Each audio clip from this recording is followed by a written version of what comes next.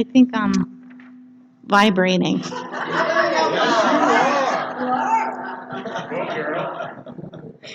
It's kind of fun. So good to see everyone. Oh my God, every Sunday is like a family reunion. Cool. Actually, I was thinking about that, Jen. I was thinking about, when we were talking about membership, I was thinking about why would you become a member? I was thinking, well, why would you become a member? Because this community is amazing, and you add a family to your life that is completely supportive of your spiritual growth and where you belong.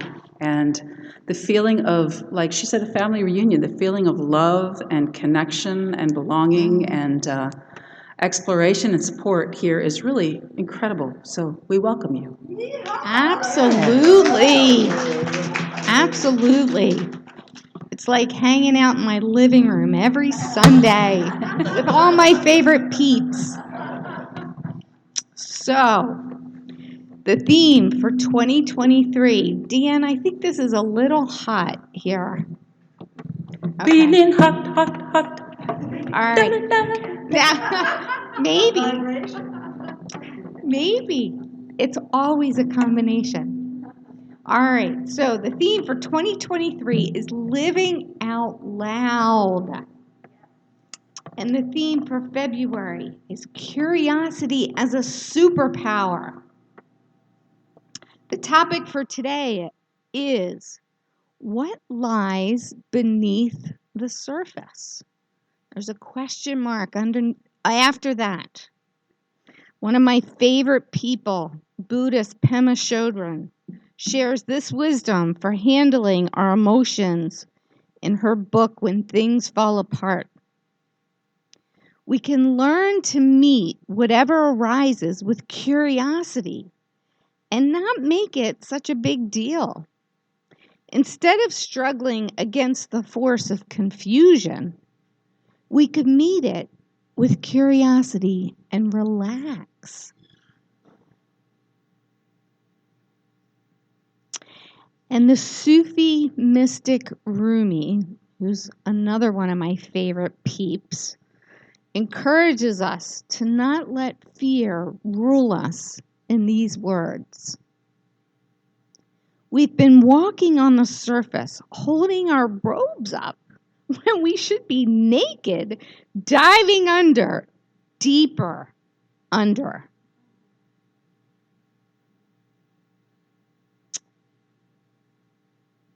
So being curious. Let's mindfully affirm together.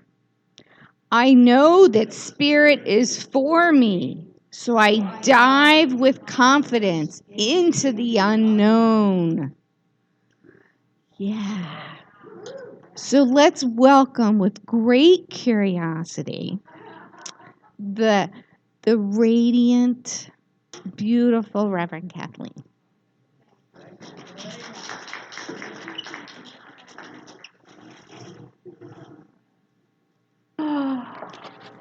Oh my goodness. Curiosity is a superpower. Yeah, all of last year we were living everyday wonder, which was encouraging us to be curious. So now it's an opportunity for us to go deeper into this quality known as curiosity. So what was it then that motivated Einstein to discover the theory of relativity? Curiosity, yes. He actually said at one point in time, he said, I have no special talent. I am only passionately curious. Yeah, it is a special talent. That's true, Michelle. So curiosity then is a true superpower. Why? Because when we are curious about something, when we live in the question, we are drawn below the surface of appearances, below the surface of our perceptions, and into the realm within us of infinite possibility and infinite potentiality. Ideas, visions, guidance of every kind. Living in the question is something that we do when we practice something called visioning. We ask things like, what is the divine highest idea for this project or for my life? When we live in those questions, we really open ourselves up to that deeper realm in which all the answers reside.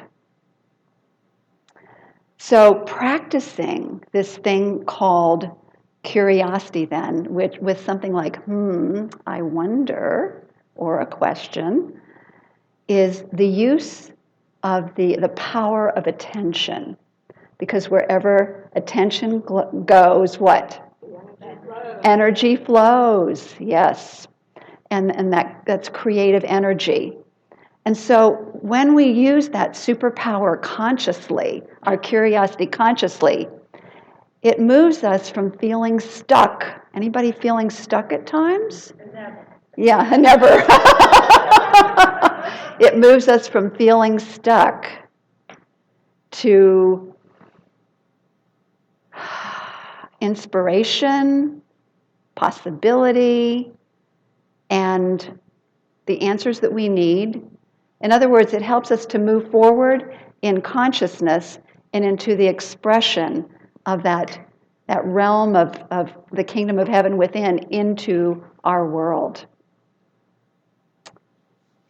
So today is an opportunity then to deepen into this thing called curiosity from the perspective of what lies beneath the surface.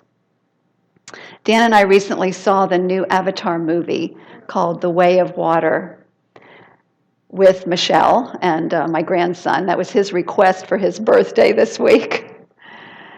And there was a scene that was there were several scenes that were very touching, but this was a scene that was very touching for me personally.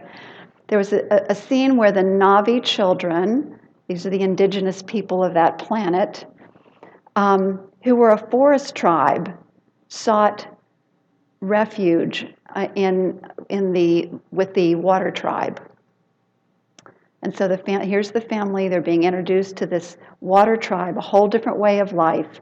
And so the children of the water tribe invited the children of the forest tribe to learn their ways, which meant what? To dive deep below the surface of the ocean, to swim around, enjoy it, and also to do things like gathering food for the family. So, needless to say, for the children who were the children of the water, they were very highly skilled. They could hold their breath for really lengthy periods of time, and this was just their realm. They felt comfortable there. But the children of the forest, for the most part, were a little tentative about this idea of diving under, holding your breath for long periods of time. In fact, they couldn't do it, and so for them it was a bit frightening, except for one of them, Kiri. Kiri, it was the family mystic.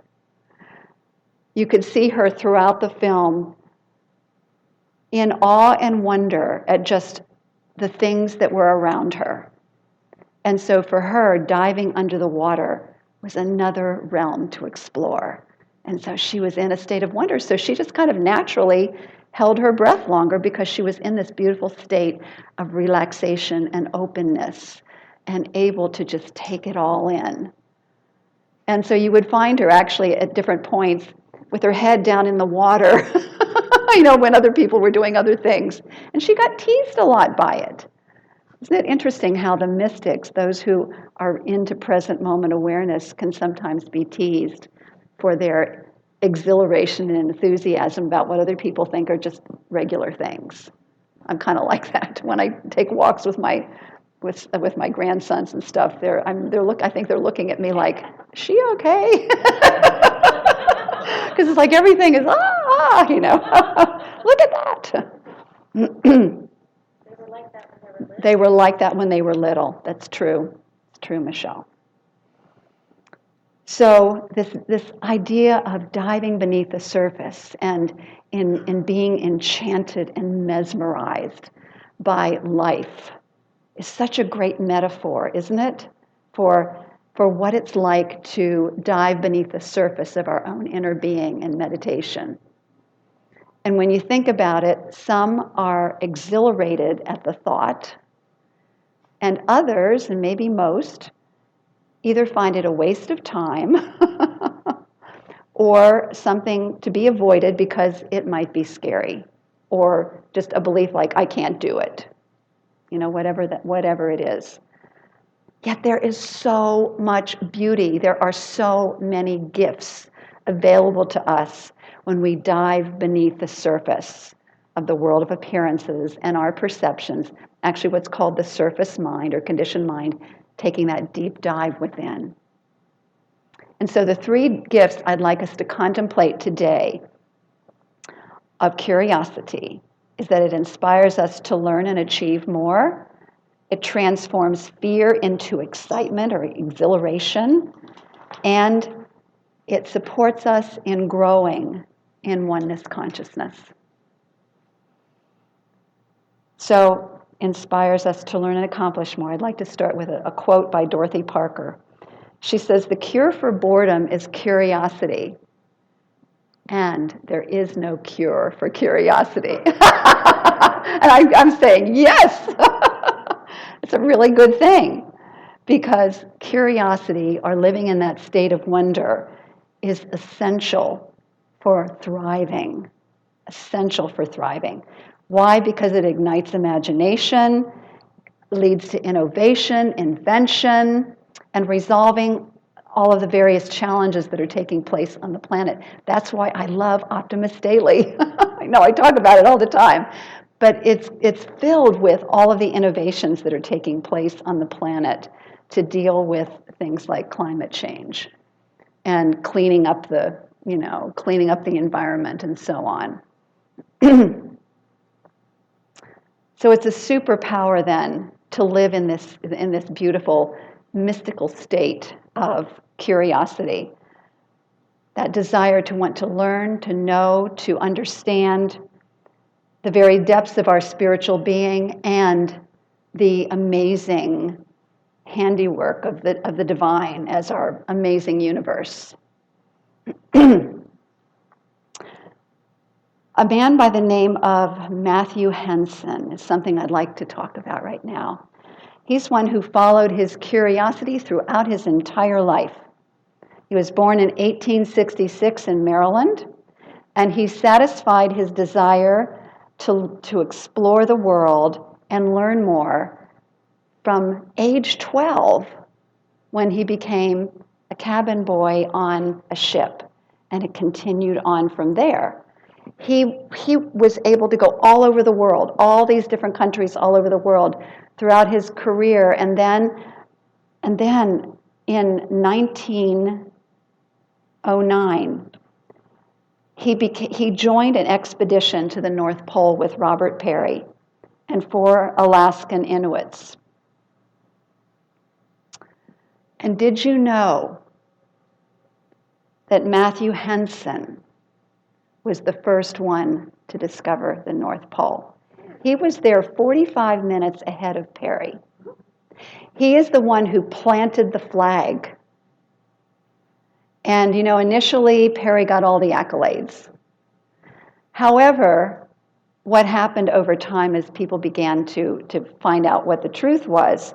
And that prestigious accolade was then given to Matthew Henson. And he therefore was received into the prestigious Explorers Club in 1937. And he received a Congressional Medal of Honor for his accomplishment in 1944.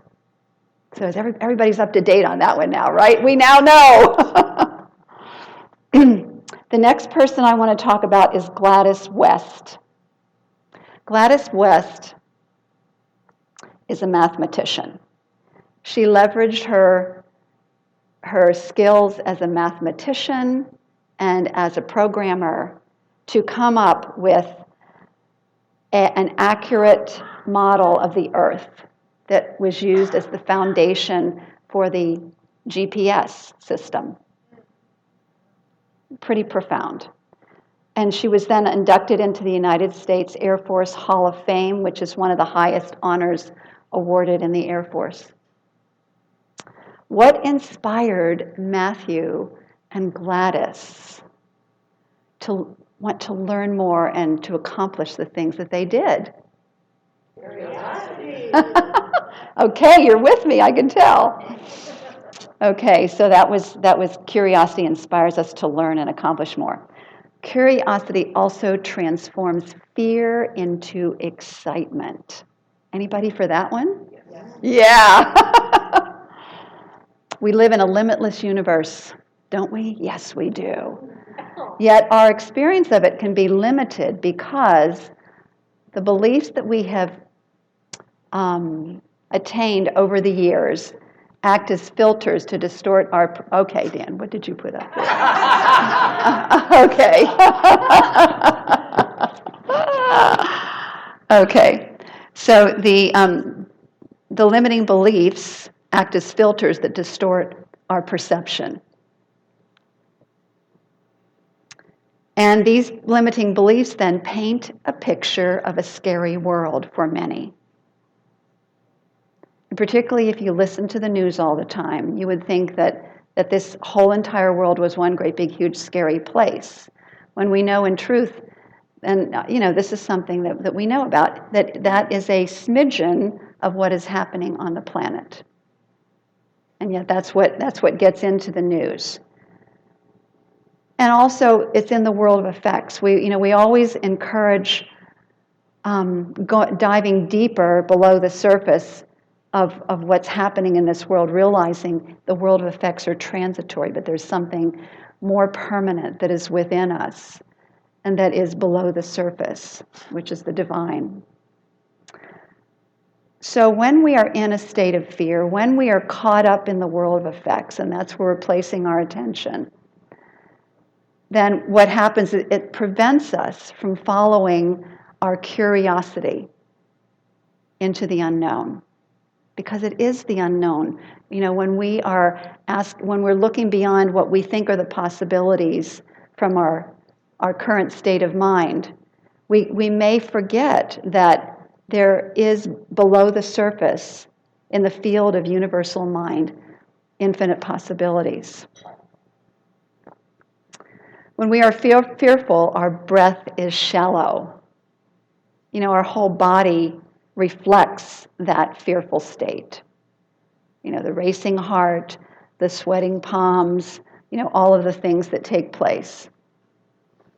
And so when we are fearful, there's a saying that says the difference between fear and excitement is the breath. It helps to do some conscious deep breathing, to consciously deepen our breath, take in more oxygen, but in a slow and conscious manner. And yet, what is being called for is something even more than the breath. It's a shift in consciousness. And so one of the ways in this spiritual teaching that we shift our consciousness is that we use a form of reasoning. You could call it Socratic reasoning, right?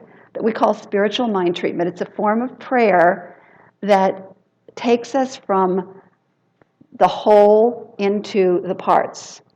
It has us look at the wholeness or the fullness of life itself. There is one life, that life is God, that there is one source, one power, one love. And so that life, that presence, is my life. And therefore, I am an individualization of that presence. Every single one of us are individualizations of that presence. And because we understand that there is one presence, one love, and there are actually no opposing forces in that presence, there is an understanding then that this life is for me. Life is designed to support me. All I need to do is align with it in consciousness. And that means being willing to dive beneath the surface and listen for guidance. Listen for revelation, for clarity. Life is for us. And I think that helps us to move beyond the fear and into a state of excitement and curiosity as, wow, how can this situation be used for my good? I saw a quote recently that really struck me. You know, I've always said rejection is protection, but this one was a little bit different. This particular person said, while I always thought that rejection was something working against me, I now realize that rejection is actually redirecting me to something better. I just thought that was really powerful. So that's another awareness that life is for me. What we perceive as rejection is part of the law of attraction, redirecting me toward my greater good. So I'd like to share another story. It's a story about two women who took a vacation to Hawaii. And they were on an excursion to one of the most beautiful spots for snorkeling and seeing the underwater life. And when they got there, Susan, who was very adept at being in the water, went bounding forward, and she had her mask on and she was like ready to go. Her friend, though, Anne, on the other hand, was not very experienced in the ways of the water. And so she approached the water cautiously, and then when she got to about knee deep, she froze. She just went into a state of anxiety and just could not move from that point. So Susan, seeing her friend in distress, walked over to her, talked with her, helped her to calm down, to breathe, and then slowly guided her into deeper water until she was waist deep. At that point, Susan gave her mask and snorkel and told her to put her face under the water and breathe slowly and deeply. So Anne was down there for a really long time, which is amazing for someone who had been frozen a few minutes later. And when she came up, the first thing she said is that her perception of the ocean had shifted completely. It was now a place to explore, a place that was exciting and exhilarating and full of beauty and wonder.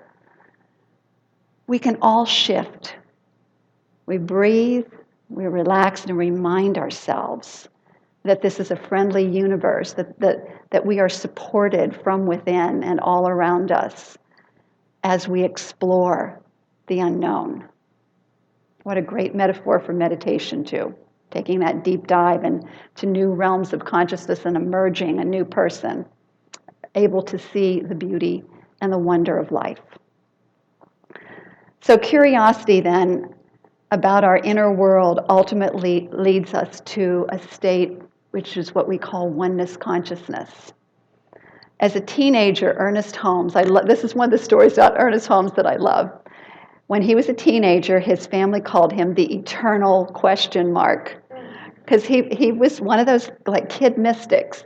He was so curious. He had lots of questions about the meaning of life and why is this and why is that? And even as a teenager, he'd stayed in that state of wonder.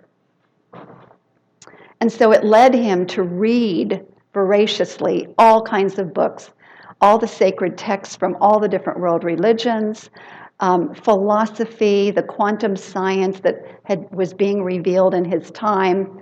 He psychology, he was reading everything, and he was constantly contemplating and trying to see the connection between the different philosophies, and eventually came up with a synthesis of all of that he had learned and formed it into universal spiritual principles that he gleaned from those studies and from his contemplative state of awareness. And that is the gift that he's given us, because he's the founder of the spiritual teachings that we offer here at the spiritual community. And that is one of the things that inspired me to delve into this spiritual community and this teaching. And many of you may not know this, many of you do, that now for over 30 years, I'll wait until they get settled, because it looks like everybody's, you know. Okay, so over the last 30 years, my desire for a better life motivated me to read. And I know I've talked to others, like Candace, who said the same thing, reading everything on spirituality we could get our hands on, participating in spiritual rituals. I went to Jean Houston's mystery school for a while. I read and studied A Course in Miracles. There were so many different things that I did over the years to deepen my understanding of this amazing thing called life. And it expanded me and it enriched me. And so Science of Mind then to me offered this teaching that we have, offered those universal teachings, that philosophy that brought everything together for me and helped me to view all of these different things that go on in these different religions as just really a part of understanding the whole. You know, all of us truly moving in the same direction of understanding the divine, understanding the one source, no matter what we call that presence. Great Spirit, Allah, God, Spirit, universal mind, the one love. It's the same thing, ultimately. That's what I have come to understand. And so understanding, I've grown in understanding and faith and wisdom and love, and I'm trusting I am growing in oneness consciousness. And curiosity is the key that drew me in that direction. Anybody else experience that? Curiosity is an amazing superpower, an amazing superpower. So without the unknown, life would be dull, wouldn't it? You know, the unknown then is a gift for us to appreciate. If we knew it all, there would be no need for a curious, creative, imaginative mind. So the spiritual practice I'm inviting you to get involved with this week and really into this next month is to practice this beautiful gift of curiosity, a superpower, one of our superpowers. And say to yourself, and just repeat after me, lifted by my awareness of the one life God, the one love that is for me, I lay down my fear of the unknown. Get ready, my soul. I'm diving in. That's your cue, Sharon. And so it is.